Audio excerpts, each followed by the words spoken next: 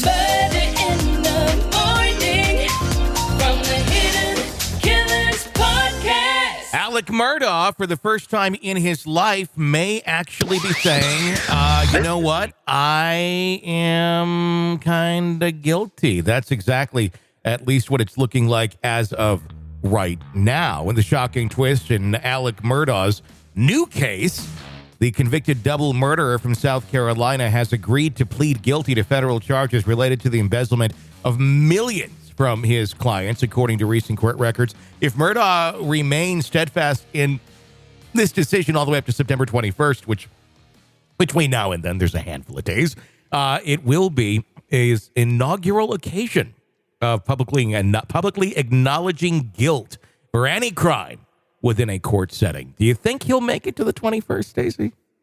I don't think so. This guy, he just can't help himself, can he? He'll pull back at some point and go, wait a second, wait a minute. It's interesting, though, because he's actually working with federal investigators as well. And I think there's far more heads that are going to fall now because of Alec Murdaugh. We'll get into that in just a second. He's 55. He's currently enduring that life sentence for the merciless killings of his wife and son, an act that he committed in their home about 2 years ago. Despite the overwhelming conviction, Murdaugh has steadfastly maintained his innocence regarding the murders, vouching for his non-involvement from the witness stand during his trial. He's actively appealing the double murder conviction as well. Prosecutors have presented a chilling theory behind the motives of the murder. They believe Murdaugh was foreseeing the imminent discovery of his massive financial thefts, chose to kill his family.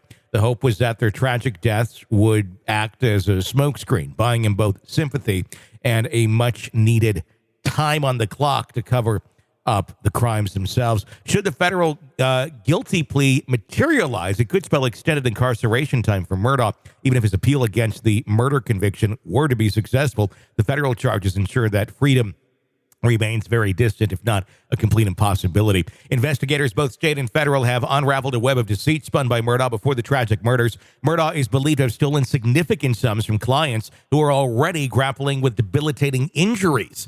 These were individuals in desperate need of financial relief for medical expenses. Adding to his litany of alleged crimes, he stands accused of pilfering from his family's prestigious law firm, playing a pivotal role in a drug ring designed to launder money, and even conspiring with a friend to stage his own death, all in the name of a hefty life insurance payout. Thankfully for him, the gunshot meant to take his own life only managed to just give him a superficial wound.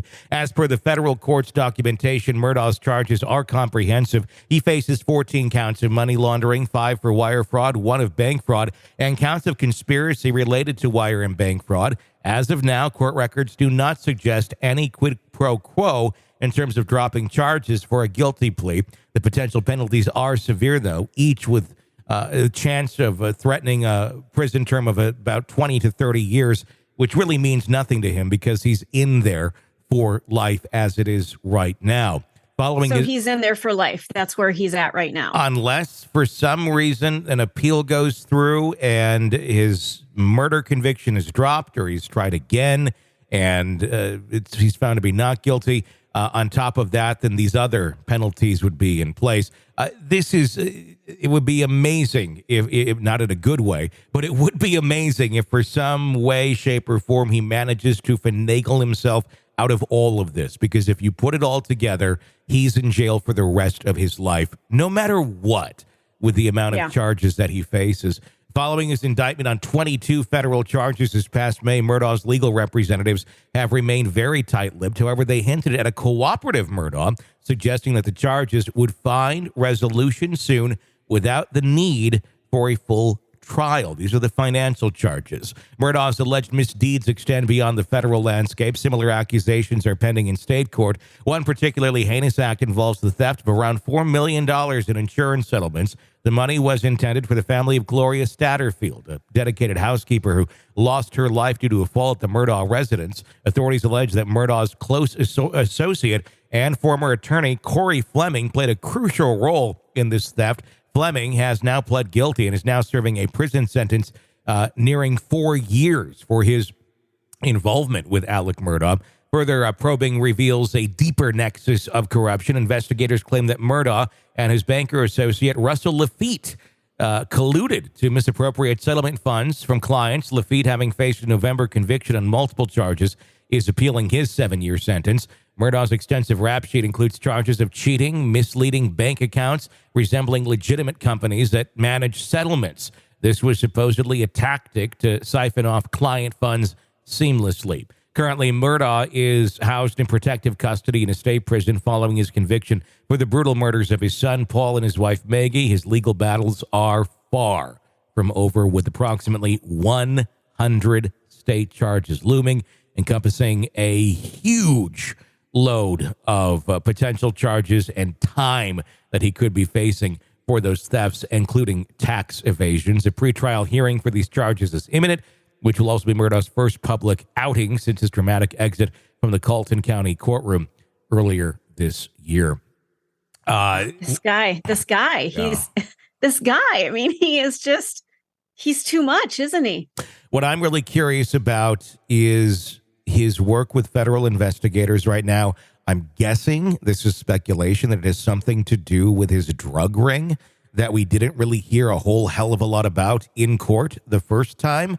But the amount of money that he was making or claiming to be making, and then spending that all on drugs for himself, was utterly ridiculous and physically impossible, which would lead one to believe that he was behind some sort of a drug ring.